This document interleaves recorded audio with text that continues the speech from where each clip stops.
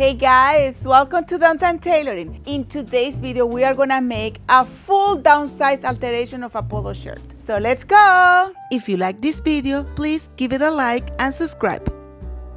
This is the polo shirt, and as you can see, it's full of pins. I've been asked, how do I pin it? So I'll show you. So as you can see, there is a lot of lines coming from the bust. The t-shirt is very big everywhere, but the bust is the first thing that we need to adjust. So I'm just pinning this part, and as you can see, I'm gathering all the material that goes up and all the material that goes down in those darts. Now my next step is to take in sides. And it's a little bit tricky because I create a darts. Now the back and the front are different. But anyways, it's okay. My model is very ticklish. Now I'm marking my new shoulder line, and oh my gosh, not even the pen. Wow. And as you can see, these shoulders are a little bit too big, so I'm pulling them up a little bit. Then the rest is the sides and the length. And here we go. This is my t-shirt. And as you can see, at first glance, it feels like it will be too much job.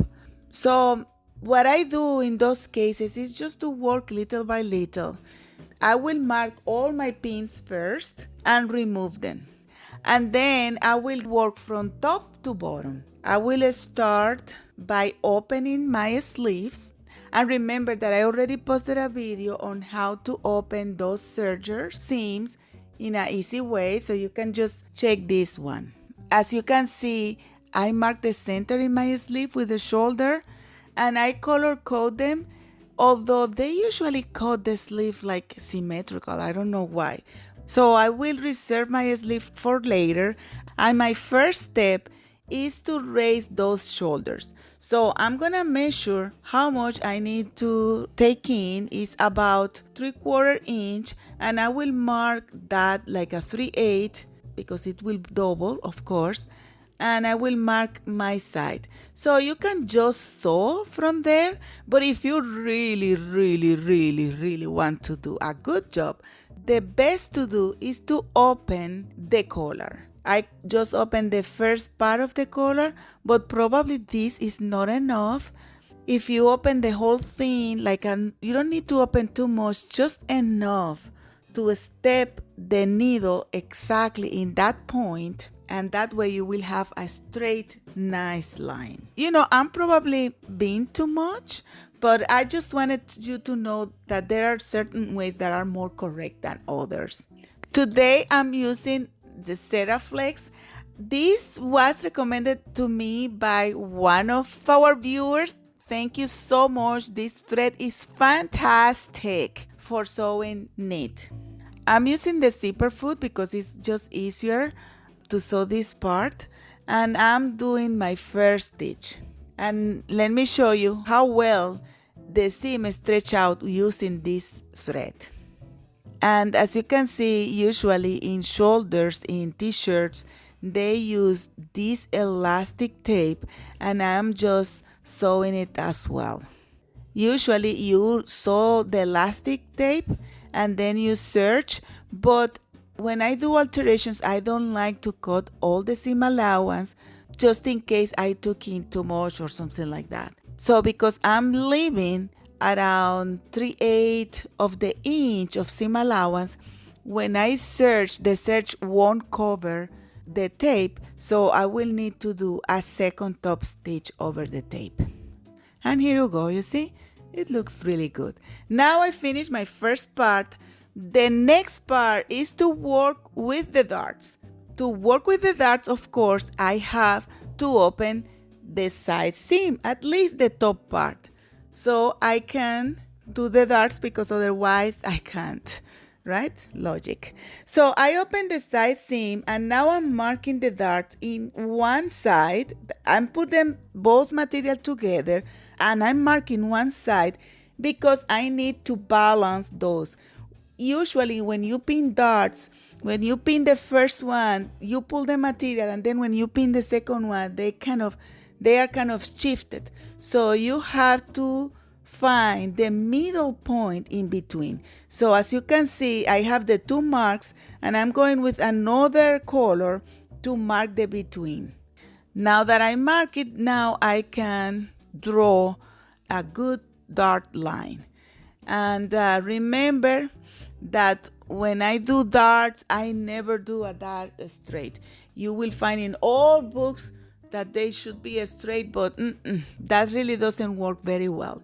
I always do my darts very anatomic with kind of curved line. It's not completely curved, but so my darts are done, and look how the polo is looking, like it's getting its shape, right?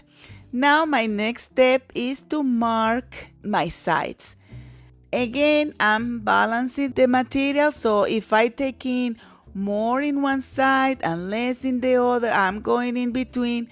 Now I have my side seam lines, as you can see. But remember, because I took the dart, now I have like a lot of material on top for the back. So I have to open the sides completely just to accommodate, to shift the back part. Why I did it after I mark? Because I needed to be them together so I could know what will be the measurement. Now I can put it in the right spot, but before that, of course, I need to sew back my sleeves, because I will sew that in just one line as the polo shirt. This is not the most correct, but this is the way they do it.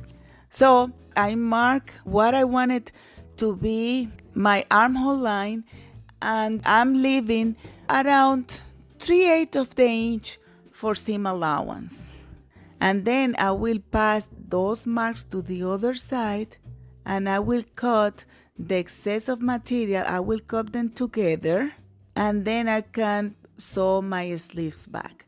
I'm opening the center of my sleeves because, as I said before, I will go in one line.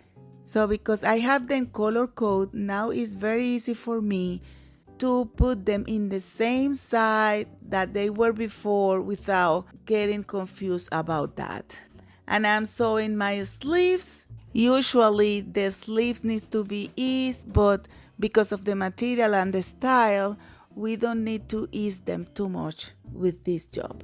And here you go. This is what I have until now. I'm putting inside out, and I searched my sleeve and everything. So now I'm prepared to sew all the sides, starting, of course, from the sleeve and then going all the way down to the hem.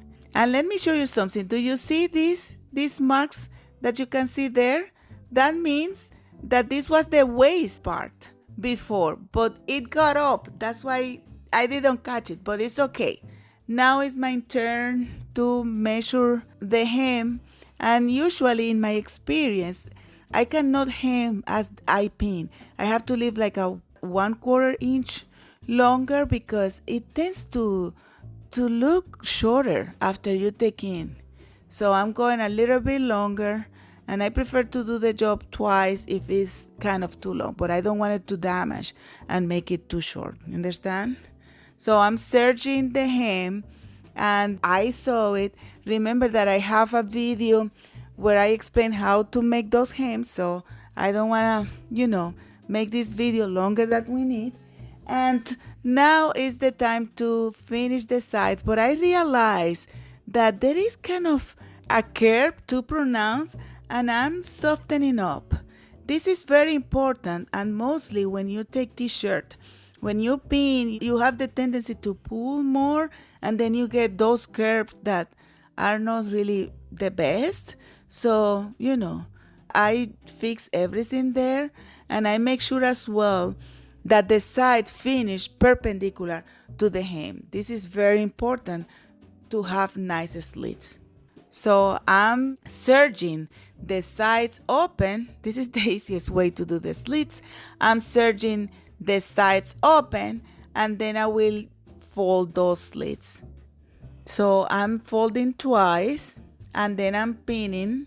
I make sure to remove a little bit of the corner so the corner doesn't go out. And usually you can fold it and sew it to the wrong side of the material, but there is something in me that I like to do the top stitch in the right side. I feel like the needle thread looks better when you sew. I don't know. Just, that's the way I do it, but usually people do it the opposite side, so from inside. And then after my slits are done, then I finish my side, and then I'm gonna do one kind of tacking in the side so the sleeve feels a little bit more flat. And here you go. This is the t-shirt. You see, it wasn't that difficult. So guys, if you find this video useful, please give us a like and let me know in the comments if you will be willing to do this alteration to a t-shirt. Let's say it's a family one or for a concert. Don't forget to subscribe. Bye!